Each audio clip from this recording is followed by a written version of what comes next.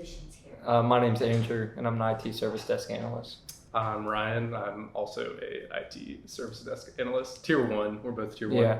Hey, my name is Houston Lamb. I am a service desk analyst on the Tier 2 team. I'm Sam, and I'm also a Tier 2 desk analyst.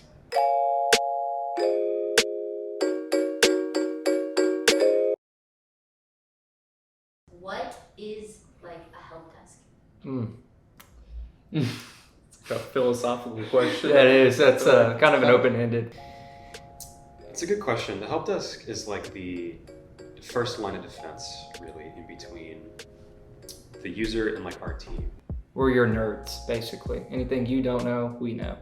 Like if you're having trouble with something, that's what we're here for. Yeah, basically we take calls and tickets for people who have questions about the technology that they use for their work. Any frontline requests that are urgent that need to be handled, we usually take care of that. Pretty much like just the first line of defense.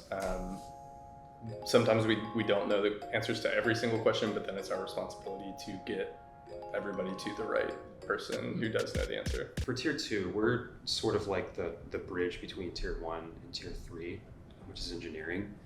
And the engineers are, always just super busy. So we sort of are like the pass-through between those three teams, right? So like if Tier 1 has a complex issue, they don't really have the time to invest in that. They send it up to us. If we can't figure it out with people on our team or like with Zach, then we send it up to engineering. What are some of the things that you guys are doing? Like, what is filling your day? Yeah, like you said, a lot of the time people are calling in, they're locked out of their account. We have to get them back in. So doing password resets, fixing people's like multi-factor authentication, like when you get a text sent to your phone to put a code in to make sure that it's you that's logging in, resetting that kind of stuff. Ton of other stuff, printer fixes, Microsoft Office group membership requests. A lot of Tier 2 does a lot of paperwork, so like we do a lot of the guides for all the Tier 1 guys so they can know how to work the new softwares that we get from the new companies we onboard. So we go through, we do, for instance, we onboard the customer, we learn all their softwares, we test it all, and then we write it all down for them to learn how to do it. And another thing that we do is, just coming up with faster ways of working through tickets, such as like if there's tickets that are just taking too long for a resolution, then how can we make it to where that resolution could be faster? We're sort of like the onboarding first line of defense for new clients that we bring on board. So we are tasked with figuring out their environment, testing it, handling calls for a couple months. It's so that we can write those knowledge bases, those guides for the Tier 1 so that we can hand off that new client to that team. What are some of like the most common questions that you guys get asked like day to day? Why is my computer freezing? Why can't I access this website? I click on this link and I've been staring at a loading page for 30 minutes. Why is this happening? Why is my stuff broke? Why computer no worky?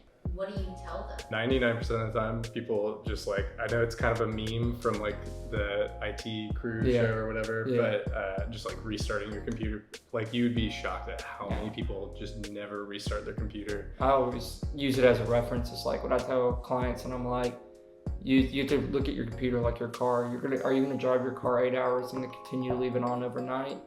And they're gonna be like, well, no, why would I do that? And then it's like, well, then why would you leave your computer on after using it 8 hours straight, doing multiple things? Like usage is high and you're just gonna leave it on. It's just gonna do more damage than it is good. So it's always good practice. Like you don't necessarily have to shut it down every day, but at least try to do it, in a standard Monday through Friday work week, Monday, Wednesday, and Friday night. Like definitely don't leave it on overnight because you gotta realize when you shut your computer down, it's also installing updates and prolonging the life of the computer. Another thing that's really common is people having like access issues or like weird things on their browser.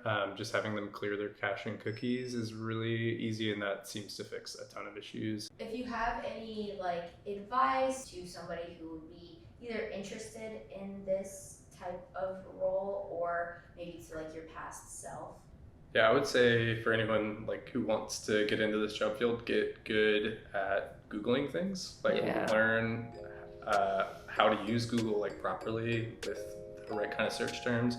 That's honestly the biggest thing, because you can't expect, like, there's a lot of training that you can do. There's always a lot of tribal knowledge with like the clients that we work with that we have to learn from them, but most of the time you can figure the answer out on Google if you know how to look for it.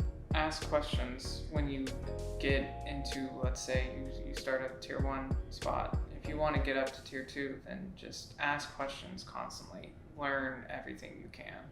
Take your time. Don't rush knowing something. Just take your time with it, examine it, detail it in your mind, and just remember it. That's a good one. I'd say learn your phone voice. That's a big one, because if you have a phone voice and you're trying to walk through a problem with somebody on the phone and maybe they don't know how to like use technology that well, if you have, you know, a calm, soothing phone voice, it's definitely going to make that Customer process. service voice. Yeah, customer service voice. Because my first few months on the help desk, I was like awkward as shit. All right, well, that's all I had for you guys. Cool. Appreciate taking the time to do this. Yeah, No appreciate you problem. guys. Anytime.